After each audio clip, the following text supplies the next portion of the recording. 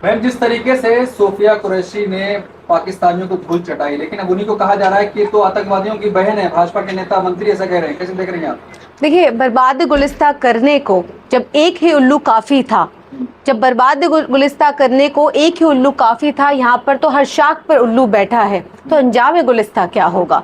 देखिए, जिस तरीके से विजय शाह मध्य प्रदेश के एक सरकारी कार्यक्रम में पहुंचते हैं और वहां पर जो ये ऊल जुलूल बयान, ये विवादित बयान देते हैं। देखिए, कोई पहला बयान नहीं है विजय शाह का कि जिन्होंने पहली बार ऐसा कोई बयान दिया हो जो विवादित हो, जो अश्लील हो।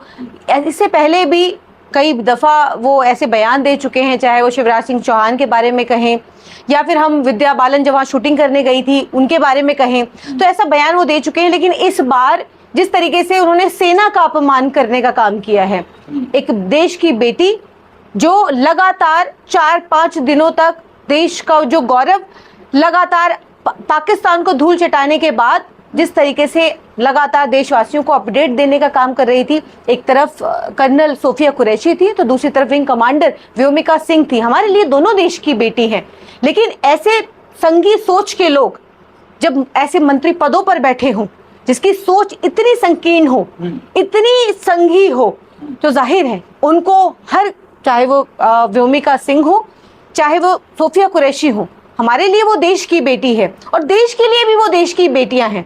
लेकिन ऐसे लोग जो हिंदू और मुसलमान करने का काम करते हैं, देश को बांटने का काम करते हैं, ऐसे वक्त में जब देश एकजुट था, ऐसे वक्त में ये विजय शाह जैसा संघी मानसिकता का आदमी इस तरीके का बयान देता है।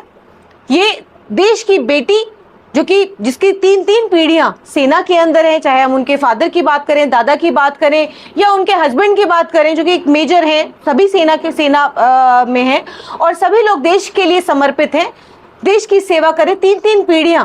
लेकिन विजय शाह जैसे लोग नहीं समझेंगे इस बात को, क्योंकि वो लोग सिर्फ देश के अंदर नफरत परोसने का काम करते हैं, देश को बांटने का काम करते हैं और ये बहुत ही अफसोस की बात है। आप कह रही है कि 3 पीढ़ी उनकी सेना में थी, लेकिन यहाँ तो मंत्री कह रहे हो तो आतंकियों की बहन है।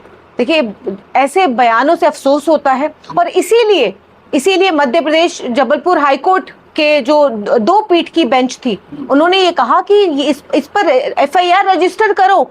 देशद्रोह के मुकदमे की बात कही, 4 घंटे का समय दिया, लेकिन अफसोस होता है और अभी तक जब हम इस इंटरव्यू को कर रहे हैं तब तक मेरे पास ऐसी कोई अपडेट नहीं है कि अभी तक कोई एफआईआर हो। मेरी नॉलेज में ऐसा नहीं है कि अभी तक कोई एफआईआर हुई हो। समय बीत गया और 4 घंटे से ज्यादा का समय हो गया। 12 तारीख का मामला है ये। 12 तारीख को जिस खरगोन के किसी जिले के छोटे से गांव में ये कार्यक्रम था और उस कार्यक्रम में उन्होंने 12 तारीख को ये बयान दिया और 12 तारीख के बाद जब मामले ने तूल पकड़ा तो ये माफी तलाफी का जो उन्होंने हंसते हुए उन्होंने जिस तरीके से कहा, ये आतंकियों की बहन, जिस तरीके से उन्होंने कहा, शर्म आती है। ऐसे लोग मंत्री पदों पर आसीन है, मंत्री पदों पर बैठे हुए। सेना का मामला है और महिला भी, यहाँ पे एक महिला के तौर पर क्या एफआईआर कराने जाएंगी? देखिए, बिल्कुल जाऊंगी मैं। और देखिए, बहुत अफसोस होता है कि जब ये देश की बात हो, सेना की बात हो, और ये सिर्फ बात हिंदू और मुसलमान की नहीं है, ये महिला विरोधी सोच तो है ही है, लेकिन साथ ही साथ ये देश विरोधी भी सोच है।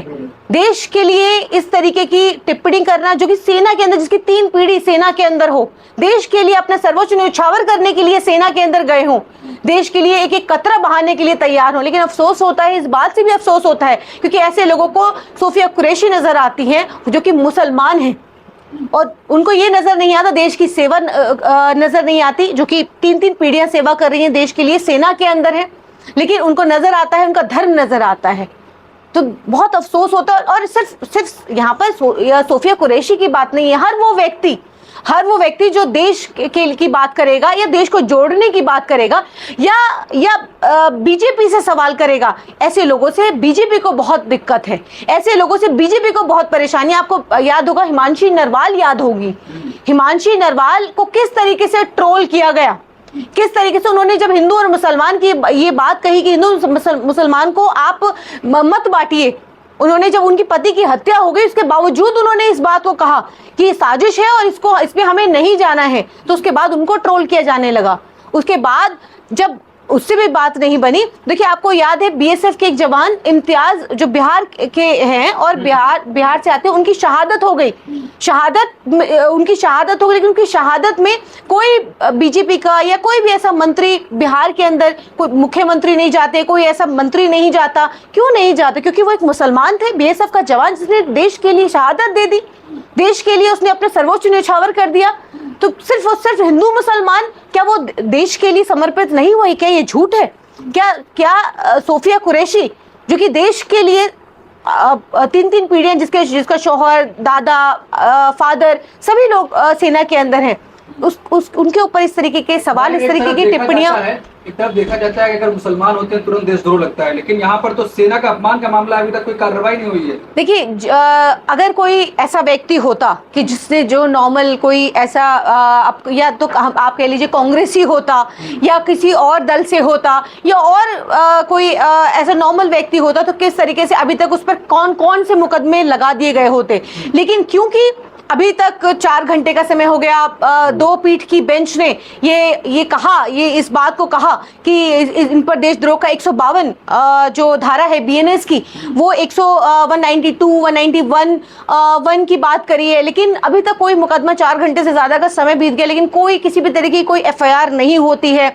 यहाँ तक कि कई ऐसे लोग भी हैं जिन्होंने दबाव बनाने का प्रेशर बनाया कि ऐसे लोगों के खिलाफ जो देशद्रोह की बात करते हैं, कहीं ना कहीं देश की प्रभुता और अखंडता पर चोट पहुंचाने का काम करते हैं, ऐसे लोगों की गिरफ्तारी होनी चाहिए, ऐसे लोगों पर देशद्रोह का मुकदमा लगना चाहिए। लेकिन अभी तक तो ना तो देशद्रोह का मुकदमा लगा है, ना कोई गिरफ्तारियां हुई हैं, ना किसी भी तरीके के, आप देखिए हमारे सामने कोई एफआईआर नहीं है। एफआईआर कराने जा रहे हैं तो एफआईआर नहीं होती क्योंकि वो बीजेपी का मंत्री है। देखिए आपको याद होगा कि ये भारतीय जनता पार्टी का एक इतिहास रहा है और नरेंद्र मोदी जी का एक इतिहास है कि जब भी उनके मंत्री पद के मंत्रिमंडल के अंदर कोई ऐसा व्यक्ति जो कि पदोन्नति पाने के लिए, या कोई ऐसा और भी ऐसे कई तमाम लोग हैं जो पदोन्नति पाने के लिए हिंदू मुसलमान करने का काम करते हैं, ऐसे बयान देते हैं जिससे सिर्फ और सिर्फ देश की प्रभुता और अखंडता पर सवाल जो है खड़े करने का काम करते हैं, ये बांटने का काम करते हैं। लेकिन अभी तक उन पर कोई किसी भी तरीके की, ना तो आपने एफआईआर होते हुए देखा होगा, ना किसी भी तरीके की इन पर कोई कार्यवाही होते हुए देखा होगा। अभी तक तो इनको बर्खास्त कर देना चाहिए। सबसे पहले जिस तरीके से स्वतः संज्ञान लेते हुए मध्य प्रदेश हाईकोर्ट, जबलपुर हाईकोर्ट के जो ये 2 पीठ की बेंच ने जो ये स्वतः संज्ञान लिया, इनको स्वतः सुओ मोटो लेने की जरूरत भी नहीं थी। इससे पहले ही बीजेपी को संज्ञान ले लेना चाहिए था, इससे पहले इनको बर्खास्त कर देना चाहिए था, इनको मंत्री पद से हटा देना चाहिए था, पार्टी से निकालना चाहिए था। लेकिन कोई भी, सेना का अपमान, कोई फर्क नहीं पड़ता। ये जिस तरीके से मोदी जी की कसीदे पढ़ते हुए नजर आ रहे थे, जैसे मोदी जी खुद उसमें बैठ करके गए थे और वहां पर उन्होंने जाकर के मिसाइलें दागने का काम किया। तो देखिए देश का तो सेना के साथ थे प्रधानमंत्री, हौसला बढ़ाने के लिए बॉर्डर पे पहुंचे हुए थे। देखिए उसी सेना के पीछे छुपते हुए भी 4 दिन तक, जिस तरीके से जब सेना की बात आई तो उन्होंने पूरी तरीके से अपनी जो नाकामी छुपाते हुए सेना के पीछे छुप गए थे जाकर के, और ऐसा लग रहा था कि देश के अंदर प्रधानमंत्री होते हुए भी गायब थे, नदारद थे। तो देखिए अब वाहवाही लेने का काम जो है मोदी जी, आपको मालूम ही है कि जब पुलवामा हुआ तो उसके बाद किस तरीके से पुलवामा के नाम पर उन्होंने 39 सैनिकों की शहादत के नाम पर उन्होंने वोट मांगा। अब बिहार इलेक्शन है तो फिर से वही होगा। जिस तरीके से अभी ये विजय शाह ने जो भाषण के दौरान जिस तरीके से मोदी जी के कसीदे पढ़ने शुरू किए, और ऐसा लग रहा था कि जो मोदी जी ने 56 इंच का सीना, 56 इंच के सीने की बात कर रहे थे वो, कि मिट्टी में गाड़ दूंगा। क्या किया मोदी जी ने? ये आपने 370 हटाने के बाद आपने ये कहा कि सब कुछ कश्मीर के अंदर ठीक है, सब कुछ ठीक है। लगातार ये बताया जा रहा था कि कुछ भी कश्मीर के अंदर ठीक नहीं चल रहा है। बावजूद आपने उन लोगों की जान को जोखिम में डाला। उनकी शहादत किसकी वजह से हुई? कोई जवाबदेही अभी तक कोई तय हुई क्या? अभी तक कोई जवाबदेही तय नहीं हुई।